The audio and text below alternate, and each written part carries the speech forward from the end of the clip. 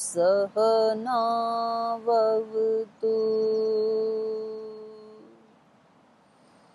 सहनौ भुनक्तु सह वीर्यं करवावहै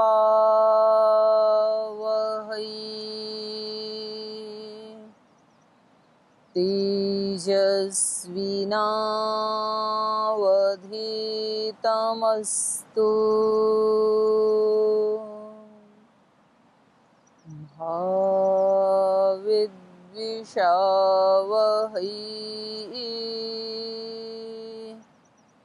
ॐ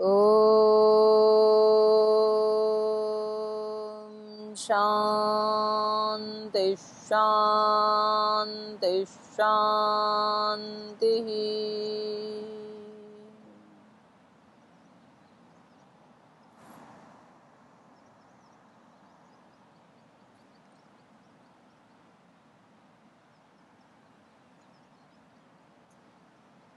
तो आज रामायण के बालकांड का प्रथम सर्ग हम प्रारंभ कर रहे हैं, मतलब रामायण का ही प्रारंभ कर रहे हैं। तो ये श्रीमद् वाल्मीकि रामायण का एक तरह से जो प्रारंभ ही है। हमने पीछे महात्म्य में पढ़ा है कि नारद जी ने ये कथा सनत कुमार जी को सुनाई और सनत कुमार जी के साथ बहुत सारे ऋषियों को भी रामायण की कथा का उपदेश किया। और उन्हीं नारद जी ने महर्षि वाल्मीकि, जो उस युग के एक बहुत बड़े ऋषि थे, आत्मवेता थे, ब्रह्मवेता थे, त्रिकाल दृष्टा थे, उनको आकर के स्वयं नारद जी ने उनके आश्रम में संक्षेप से श्री राम का चरित्र सुनाया। तो उनका जो संवाद है उसी से आज का ये प्रारंभ हो रहा है रामायण का। और ये हमारा सौभाग्य है कि आज रामायण का प्रारंभ हम एक इतने पवित्र स्थान पर बैठ करके कर रहे हैं। ये गंगा का किनारा है, कल कल बहती हुई गंगा मैया, उसकी गोद में बैठ करके, और इधर से सूर्योदय हो रहा है, ब्रह्म मुहूर्त का समय है। और इतने शांत प्रशांत दिव्य वातावरण में बैठ करके आज रामायण का प्रारंभ हो रहा है। तो ये बहुत बड़े सौभाग्य की बात है, बहुत बड़ा शुभ संकेत है ये। तो आइए रामायण का प्रारंभ करते हैं।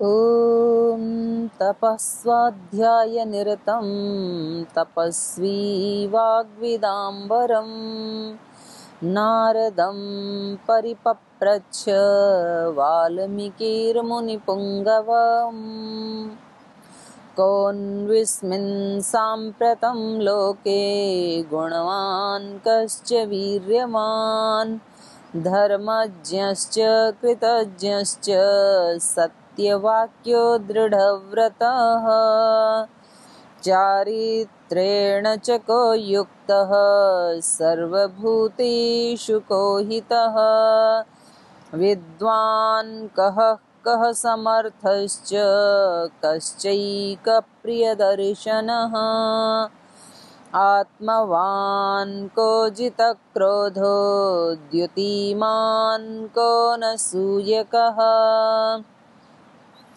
कस्य बिभ्यति देवाश्च जातरोषस्य संयुगे एतदिच्छामहं श्रोतं परं कौतूहलं हि मे महर्षे त्वं समर्थोऽसि ज्ञातुम् एवं विधं नरम् श्रुत्वा चैतत्त्रिलोकज्ञो वाल्मीकिर्नारदो वचः श्रूयतामिति चामन्त्र्य प्रहृष्टो वाक्यमब्रवीत् बहवो दुर्लभाश्चैव ये त्वया कीर्तिता गुणाः मुने वक्षामहं बुद्ध्वा तैर्युक्त श्रूयतां नरः। तो यहाँ पर जो महर्षि वाल्मीकि हैं, नारद जी इनके यहाँ आते रहते थे। ऐसी कथा हमने सुनी है कि स्वर्गलोक में रहते थे देवता। तो स्वर्गलोक इस पृथ्वी से अलग नहीं। स्वर्गलोक का मतलब है ये हिमालय जहाँ हम बैठे हैं ना, इसी का नाम स्वर्गलोक है। ये कैसे पता लगा कि इसका नाम ही स्वर्गलोक है?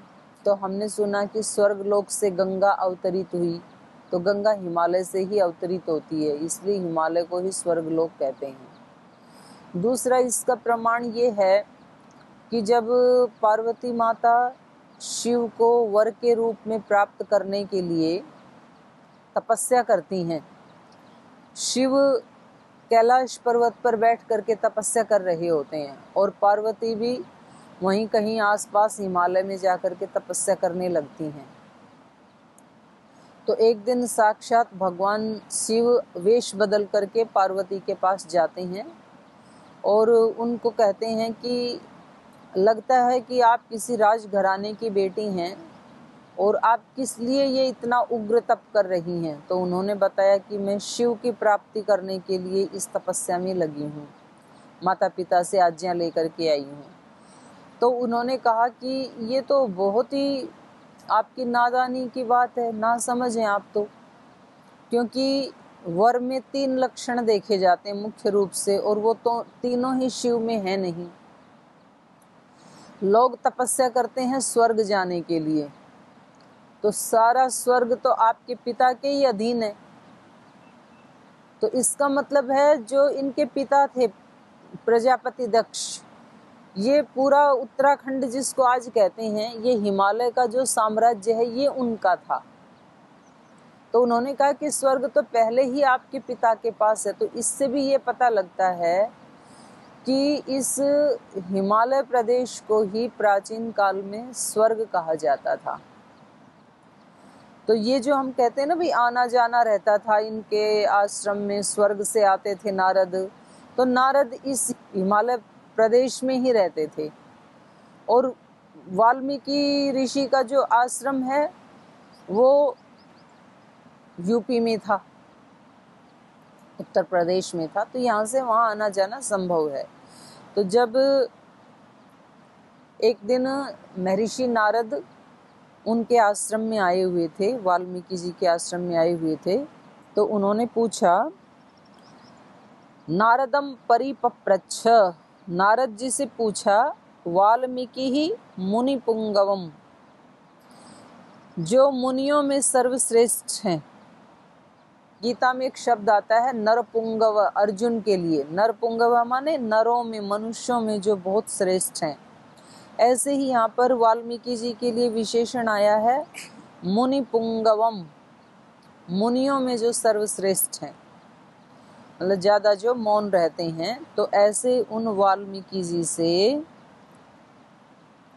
ऐसे उन वाल्मीकि ही मुनि पुंगवम नारदम परिपप्रच्छ, नारद जी से उन्होंने पूछा, क्या पूछा? ओम तपस्वाध्याय निरतम तपस्वी वाग्विदाम वरम। हे नारद जी, ये बताइए कि इस समय संसार में ऐसा कौन व्यक्ति है जिसके अंदर ये सारे गुण हों, जो अत्यंत गुणवान हो? ऐसा कौन व्यक्ति है इस समय इस धरती के ऊपर? तो कौन कौन से गुण हों? तो पूछा कि तपह, जो तपस्वी हो। तप का मतलब है तपोद्वंद्व सहनम, जिसके जीवन में हर्ष आने पर वो बहुत हर्षित नहीं होता है और कोई प्रतिकूलता आने पर वो शोक मग्न नहीं होता है। ऐसा तपस्वी कौन है? स्वाध्याय निरतम,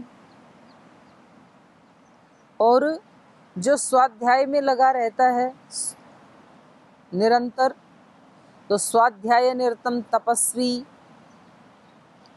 वाग्विदाम वरम, और जो वाग्विदाम माने बोलने वालों में, विद्वानों में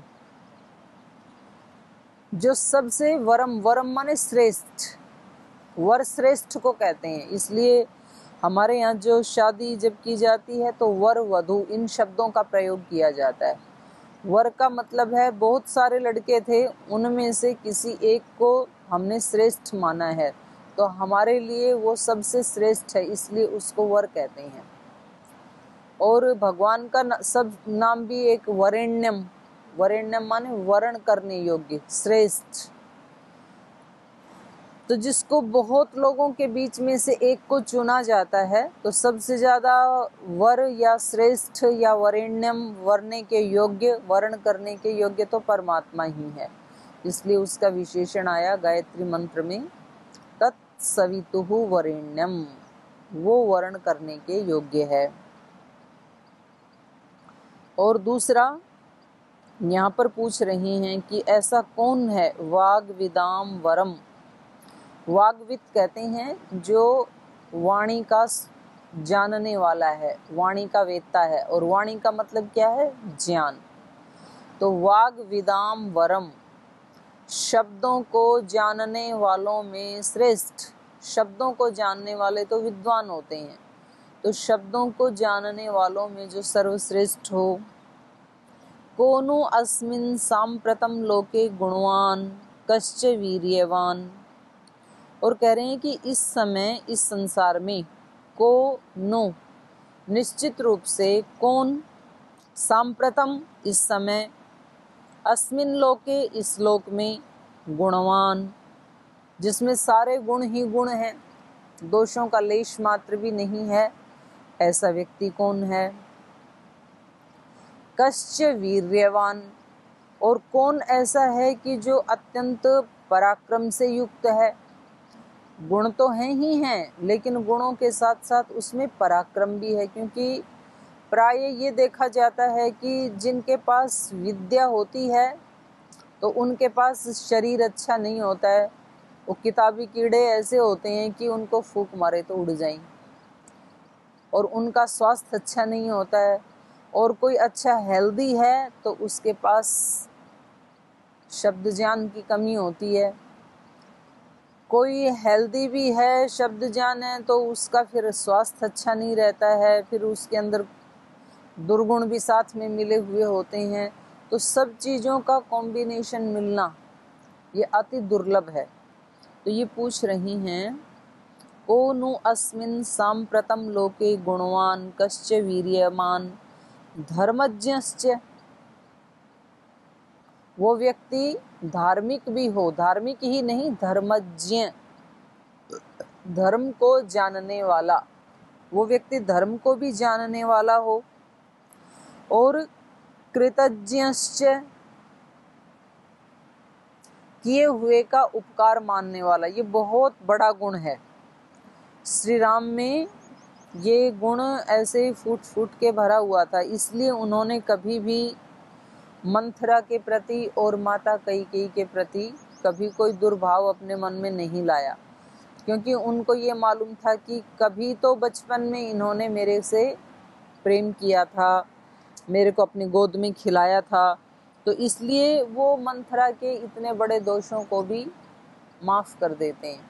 तो ये जो कृतज्ञता वाला गुण है ये बहुत बड़ा है, वरना तो व्यक्ति उसका कितना भी उपकार करो, और एक दिन यदि आपने किसी काम के लिए मना कर दिया तो वो पीछे का किया हुआ सब भूल जाता है इंसान, अगर एक दिन डांट दिया तो। माता पिता अपने बच्चों के लिए कितना तप करते हैं, कितना पुरुषार्थ करते हैं, लेकिन एक दिन यदि किसी कारण से माता पिता ने उनको थोड़ा सा डांट दिया या उनके मन के अनुकूल नहीं किया, तो बच्चे पीछे तक का सारा किया हुआ उपकार भूल जाते हैं। तो यहाँ इन्होंने कहा कृतज्ञ, और जो कृतज्ञ नहीं होता है, कृतघ्न बोलते हैं उसको, तो उसके लिए नीति शास्त्रों में आया है मित्र द्रोह कृतघ्नश्च, ये च मित्रद्रोह कृतघ्नश्च ये च कुछ एक शब्द भूल रही हूँ। ते नरा नरकम यान्ति यावत चंद्र दिवाकरौ, जो किए हुए का, जो अपने मित्र के साथ द्रोह करता है, मित्र द्रोहो कृतघ्नश्च ये च, और जो बहुत पाप करने वाले हैं, ते नरा ये मनुष्य नरकम यान्ति वो नरक में जाते हैं। कब तक रहते हैं नरक में? यावत चंद्र दिवाकरौ, जब तक सूर्य चंद्र रहेंगे, माने पूरे इस सर्ग काल में वो नरक में ही रहेंगे, जो किए हुए का उपकार भूल जाते हैं। इसलिए किसी ने थोड़ा भी उपकार किया है और अपने मित्र से द्रोह करने वाले, माने एक विश्वास, सारे ही रिश्ते वैसे तो विश्वास के ऊपर चलते हैं, तो ऐसे ही मित्रता का रिश्ता भी विश्वास के ऊपर चलता है। लेकिन जो कोई अपने मित्र के विश्वास को तोड़ देता है तो ये बहुत बड़ा पाप माना गया है। तो यहाँ ये पूछ रही हैं कि धर्मज्ञश्च धर्म को जानने वाला, कृतज्ञश्च किए हुए का उपकार मानने वाला, एक बार भी अगर किसी ने कोई उपकार कर दिया हो अपने ऊपर तो उसका एहसान मानने वाला, सत्य वाक्य जो कभी झूठ नहीं बोलता है, सत्य वक्ता है जो, सत्य वाक्य, दृढ़ व्रतः, और जो अपने व्रत पालन करने में बहुत दृढ़ है। ऐसा नहीं है कि एक दिन व्रत लिया फिर 2-4 दिन उसका पालन किया, फिर बीच में कोई प्रतिकूलता आने पे वो व्रत टूट गए, फिर दोबारा कोई व्रत लिया फिर उसको 2-4 दिन चलाया, तो ऐसे नहीं है।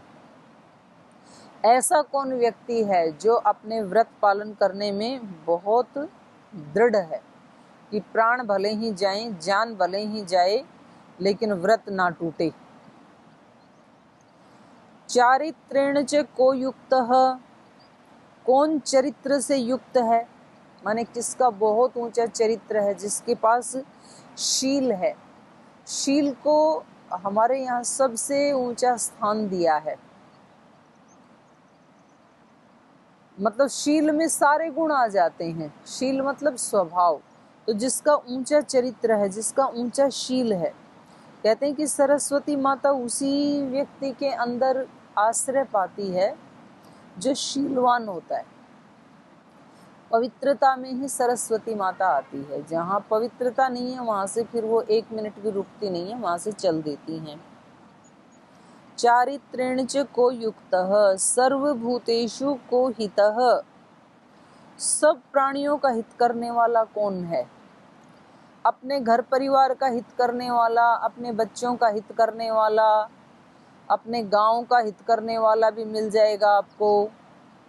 हो सकता है अपने समाज का हित सोचने वाला भी मिल जाए, अपने स्टेट का हित करने वाला भी मिल जाए, अपने देश का हित करने वाला भी मिल जाए, लेकिन सब मनुष्यों के साथ साथ सब प्राणी मात्र का हित करने वाला, एक चींटी जैसे छोटे प्राणी को भी कष्ट ना हो जिसके राज्य में, ऐसा व्यक्ति कौन है? चारित्रेण च को युक्त सर्वभूतेषु को हितः विद्वान कह, और जो विद्वान भी हो, कह समर्थश्च, विद्वान भी हो और दूसरी सामर्थ्य भी हो उसके पास। एक तो ज्ञान की सामर्थ्य हो गई और दूसरा उसके पास ऐश्वर्य आदि भी हो, शारीरिक बल भी हो, मानसिक भावनात्मक बल भी हो, साम्राज्य भी हो, तो माने सब दृष्टि से जो समर्थ हो, असमर्थ ना हो। कह समर्थश्च कश्चैक प्रियदर्शनः, और जो एक प्रियदर्शन, एकमात्र देखने में भी सुंदर हो, माने ये सारी चीजें नहीं मिलती हैं। कई बार व्यक्ति शीलवान चरित्रवान भी होता है, सामर्थ्यशाली भी होता है, लेकिन उसका शरीर दर्शनीय नहीं होता है। तो ये सारे के सारे गुण कहीं एक जगह मिल जाए, माने इन्होंने एक एक करके गुणों का पूरा एक वो कर लिया, संग्रह कर लिया, संघात कर लिया, और अब पूछ रहे हैं कि ये सारे एक जगह मिल जाएं। क्योंकि कई बार कुछ लोग बहुत परोपकारी होते हैं, धर्मज्ञ होते हैं, कृतज्ञ भी होते हैं, विद्वान भी होते हैं, उनके पास सामर्थ्य भी होती है, तो शरीर ऐसा होता है कि वो दर्शनीय नहीं होता है, मतलब सामान्य सा शरीर होता है उनके पास। तो जहाँ कहा कि जिनका शरीर भी कैसा हो, कैश्चैक प्रिय दर्शन, जिसका दर्शन देखने मात्र से ही जो बहुत प्रिय लगता हो, ऐसा कौन है। आत्मवान क कह जित क्रोध। आत्मवान, आत्मवान माने जो शरीर भाव में नहीं जीता है, आत्म भाव में जीता है, जो मन की बातें या इंद्रियों की बातें नहीं सुनता है, मन को इंद्रियों के विषय में जाने की खुली छूट नहीं देता है, जो अपनी आत्मा के जो सद्गुण हैं उनके अनुरूप ही जो जीवन जीता है। और जित क्रोध, जिन्होंने क्रोध को जीत लिया है। क्रोध हमें तब आता है जब हमारे मन के अनुकूल नहीं होता है, अनुकूल होता है तब तो सभी जित क्रोध हैं, पर मन के प्रतिकूल होता है तो फिर व्यक्ति को गुस्सा आता है, फिर उसको अच्छा नहीं लगता है। लेकिन जिसको प्रतिकूलता आने पर भी क्रोध नहीं आता है, उस व्यक्ति को कहेंगे जित क्रोधः। तो कह रहे हैं ऐसा कौन व्यक्ति है। आत्मवान को जित क्रोध, द्युतिमान, द्युतिमान मतलब कांति, द्युत कांतौ, जिसकी कांति माने उसका शरीर जो है जैसे सूर्य चंद्र की कांति है, एक प्रकाश है, एक तेज है, ऐसा उसका शरीर कैसा हो, कांतिमान हो, द्युतिमान हो, लावण्य से युक्त हो। और को अनसूया का, असूया मतलब होता है द्वेष करना, और अनसूया जो द्वेष नहीं करता है। तो इसलिए हमारे यहाँ एक बहुत बड़ी ऋषिका भी हुई है, माता अनसूया, अत्रि ऋषि की पत्नी थी। अनसूया का मतलब ये है कि जो किसी से भी घृणा या द्वेष नहीं करती है। तो यहाँ पर भी यही पूछा, को अनसूयक, ऐसा कौन है जो दूसरे से असूया नहीं करता है, माने दूसरे की जो निंदा नहीं करता है।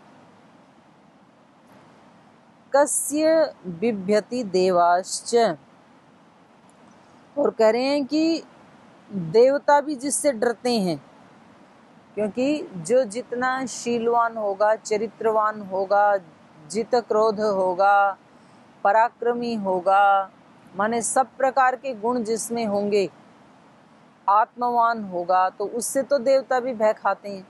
क्योंकि देवता भी दिव्य भोगों को भोगते हैं, इसलिए वो संयमी नहीं होते हैं।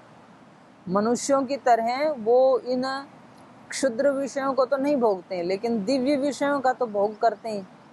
इसलिए प्राय कई बार ऐसे भी होता है कि देवासुर संग्राम में असुर जीत जाते हैं और कई बार देवता पराजित हो जाते हैं, क्योंकि उस समय वो जो है उन्होंने उतना तप पुरुषार्थ नहीं किया और देवताओं ने ज़्यादा तप पुरुषार्थ किया, तो कभी कभी असुर जीत जाते हैं। फिर वो दोबारा अपने उसको भोग आदि को छोड़ करके, आराम को छोड़ करके फिर वो तैयारी करते हैं युद्ध की, और फिर अंत में विजय तो देवों की ही होती है, लेकिन कई बार उनको कई बार युद्ध करना पड़ता है। असल में देवता जागते तब हैं जब बहुत नुकसान हो चुका होता है। समुद्र का मंथन किया, उसमें से 14 रत्न निकाले, और जब अमृत वहां से निकला तो वो असुर लेकर के भाग गए। तो अब देवता उनके पीछे पीछे जा रहे हैं उसको छीनने के लिए। तो जिस समय वो निकला उस समय देवता क्या कर रहे थे, तो इसका मतलब उस समय वो प्रमाद में थे, कहीं आलस्य में थे। ऐसे ही हम अपने घर में, समाज में, देश में भी देखते हैं कि अच्छे लोग जो हैं वो मौन रहते हैं, और वो कभी सड़क पे भी आते हैं या आवाज़ भी उठाते हैं तो तब उठाते हैं जब बहुत ज़्यादा नुकसान हो चुका होता है। शुरू में तो असुर लोग हैं, वो समाज में देश में हानि करते रहते हैं और देवता चुपचाप अपने घर में दरवाज़ा बंद करके रहते हैं। तो वो तब उनको होश आता है जब बहुत ज़्यादा हानि हो चुकी होती है। तो ऐसे ही यहाँ भी है कि जिनसे देवता भी डरते हैं। तो देवता किससे डरते हैं? देवता संयमी व्यक्ति से ही डरते हैं। कस्य बिभ्यति देवाश्च जात रोषस्य संयुगे। संयुगे माने संग्राम में। जात रोषस्य, अगर कभी कोई धर्म युद्ध करना पड़े तो उसके लिए उनको रोष भी आ जाता है श्री राम को। अगर कहीं कोई अन्याय हो रहा है, कहीं कोई अत्याचार हो रहा है, कहीं बहुत ज़्यादा असुरत्व बढ़ रहा है, तो ऐसे संयुगे, ऐसे संग्राम में जात रोषस्य, ये रोष से भर जाते हैं। और जब ये रोष से भर जाते हैं तो देवता उससे देवाश्च बिभ्यति, फिर देवता डर जाते हैं। तो हमने रामायण में भी देखा कि वो पहले समुद्र से 3 दिन तक बैठ करके प्रार्थना करते हैं कि हमें वहाँ जाने के लिए रास्ता दे दीजिए। तो जब वो नहीं देते हैं तो फिर वो रोष करते हैं और अपना धनुष बाण उठाते हैं, और जैसे ही तानते हैं तो फिर वो देवता डर करके, समुद्र देवता डर करके और त्राहिमाम करते हुए उनकी शरण में आते हैं। तो फिर वो उनको माफ़ भी कर देते हैं। लेकिन जब वो रोष में आते हैं तो फिर देवता भी उससे डर जाते हैं। और ये आप अपने सामान्य रूप से समाज में या परिवार में भी देख सकते हैं। जो व्यक्ति बहुत सहनशील होता है, जो कभी बोलता नहीं है, फिर यदि किसी दिन यदि उसको गुस्सा आए तो फिर सारे लोग मतलब डरने लगते हैं कि भाई ये तो कभी गुस्सा करता नहीं है, और आज यदि इन्होंने गुस्सा कर दिया तो फिर सब थर थर कांपने लगते हैं उस व्यक्ति से। जैसे 5 पांडव हैं तो उनमें भीम को जल्दी गुस्सा आ जाता है, लेकिन युधिष्ठिर को नहीं आता है। युधिष्ठिर शब्द का मतलब ये है युधि स्थिर, युद्ध के मैदान में जो स्थिर रहता है, विचलित नहीं होता है, उसको कहेंगे युधिष्ठिर। लेकिन उनको भी एक बार झूठ बोलना पड़ा, उनको भी बुरा लगा, उनको भी जब एक बार गुस्सा आया तो फिर सब लोग भाई आज तो ये नाराज हैं। तो जो व्यक्ति बहुत ज़्यादा रोजाना गुस्सा नहीं करता है, फिर वो कभी कभार करता है तो दूसरे लोग फिर डरने लगते हैं। तो ऐसे ही इनके लिए कहा संयुगे जातरोषस्य देवाश्च बिभ्यति एतद् इच्छामि अहं श्रोतुं परम कौतूहलं हि मे। महर्षे, हे महर्षि, त्वं समर्थोऽसि ज्ञातुम एवं मिदं नरम। तो ये नारद जी से पूछ रही हैं कि आप तो जरूर जानते होंगे, क्योंकि आप तो सारे लोकों में भ्रमण करते रहते हैं। मैं किसी ऐसे व्यक्ति के चरित्र के ऊपर कोई काव्य लिखना चाहता हूँ जिस व्यक्ति में ये सारे गुण हों।